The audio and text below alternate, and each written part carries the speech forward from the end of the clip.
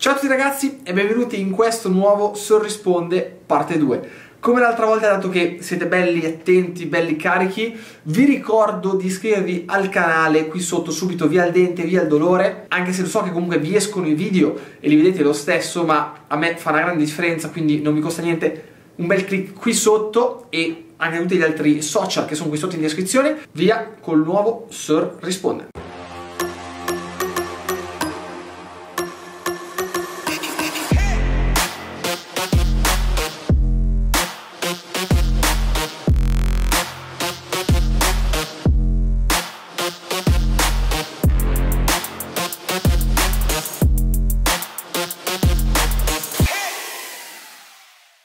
Marco.arcidiacono chiede: ciao, sono Marco, mi chiedevo cosa ti dicessi per alzarti la mattina, cosa ti dà la motivazione.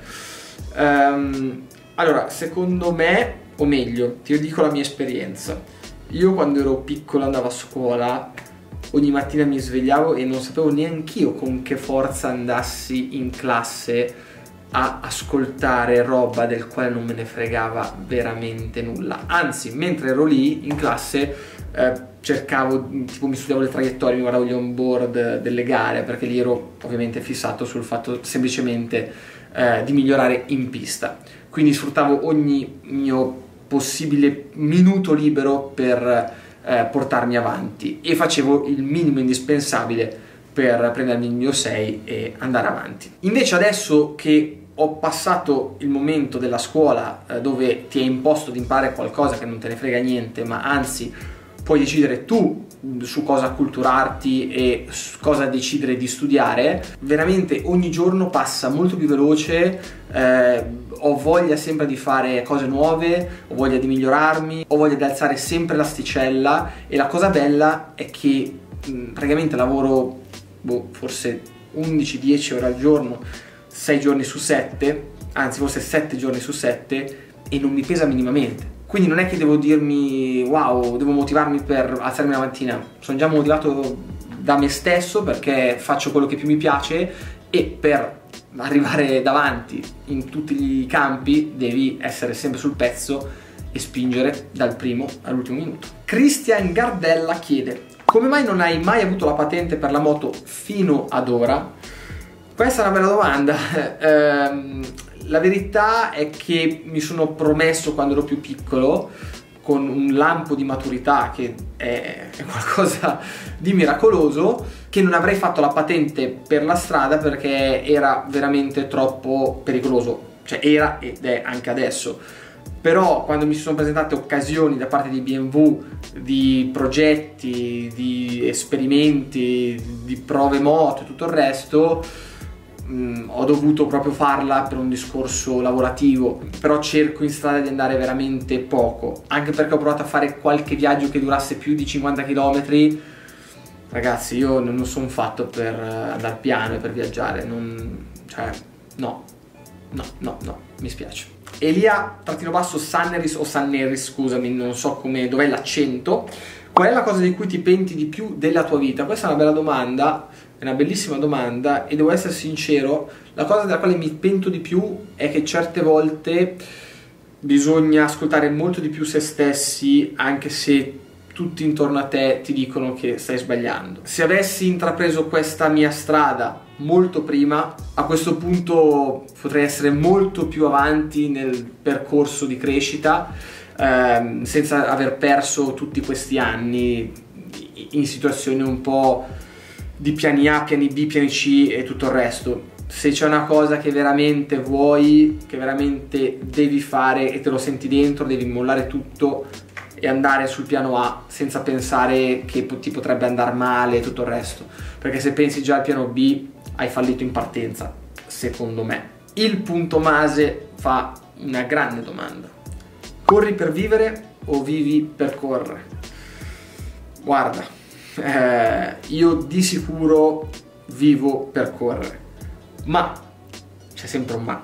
Poco ma sicuro, se riesci a fare della tua passione un lavoro, a guadagnare un bello stipendio, penso che non ci sia niente di meglio. Hai raggiunto il tuo nirvana. Ma la verità è che se non guadagnassi da tutto questo e se dovessi correre per il piacere di farlo di sicuro lo farei sempre, perché l'adrenalina che ti dà il metterti lì davanti con il semaforo, con il limitatore a palla, non te la dà niente, ma proprio, cioè, nulla di nulla, quindi l'avrei fatto lo stesso. Alberto Miotto chiede perché hai iniziato a correre. Perché? Questa difficile domanda. Non è che c'è una spiegazione particolare, è che è stata una concatenazione di eventi. Prima correvo in kart, ho comprato il cinquantino per girare per strada, mi sono innamorato delle moto, ho provato ad andare a fare qualche corso in pista, ho visto che non ero male, Luca Pedersoli mi ha instradato verso il mio primo team della 125, che la verità è che non sapevo neanche come si mettevano le marce, e il fatto di entrare in pista come il Mugello mi disorientava un po', e da lì pian piano ho iniziato a capire tutto l'ambiente e da lì mi sono mosso nel mondo delle gare. Ma come tutte le cose, finché sei fuori non capisci, quindi devi arrivare lì, farti un po' le ossa, capire com'è il giro del fumo, e poi man mano, se la tua strada va da sé. Bene, andiamo avanti con Frigge. La paura che provi ora a più 250 km/h è uguale a quella di quando eri piccolo ai 100? Che effetto ti fa? No, allora, è un po' particolare il discorso, è sempre una questione di abitudine, cioè non è che se sei piccolo senti di più la velocità o meno. Ovviamente essendo piccolo probabilmente guidi moto meno potenti per arrivare a moto sempre più performanti. Io mi ricordo come se fosse oggi che quando sono passato dalla 125 alla 600 è stato un trauma, ma un trauma veramente completo. La prima volta che sono salito, me lo ricordo ancora, a Franciacorta, la moto del Team Fox, gas, dicevo ma sta roba qui si fermerà prima o poi, e i giri salivano e mi sembrava di essere entrato nella roba di Guerre Stellari, quando fa tipo il boost, e io ho detto con sta roba qui non andrò mai forte, cioè è impossibile. Finivo il rettilineo, c'avevo il cuore che mi scoppiava in testa.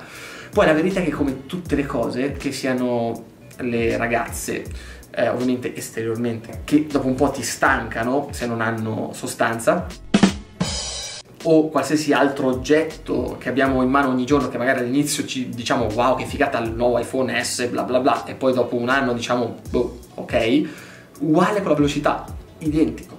Saliamo in moto, tipo prima volta sulla 600, oddio cos'è sta roba qui, e poi dopo 10 volte diciamo oh, ma è rotta sta moto. Stessa cosa col 1000, abbiamo moto, o meno uso moto che hanno 225 cavalli alla ruota più o meno, e sono lì che sul rettilineo dico ma non può andare un po' più forte sta roba qui, cioè è incredibile. Secondo me fino a che non arrivi a 400 cavalli la velocità estrema non la senti, ma anche a 330 all'ora in fondo al dritto al Mugello, no 330 no 320, non è che hai paura, cioè addirittura sono lì che mi sgranchisco, che penso a come sorpassare l'avversario, a come far evolvere la gara, quindi assolutamente ci si abitua.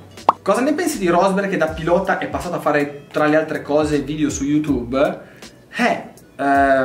Rosberg, ragazzi, è un furbone, perché si è arrivato nel suo massimo momento di velocità in pista e si è messo a fare un qualcosa che non hai pressioni particolari, ti diverti, sei dentro al tuo mondo, senza particolari pressioni da sponsor, mica sponsor e tutto il resto.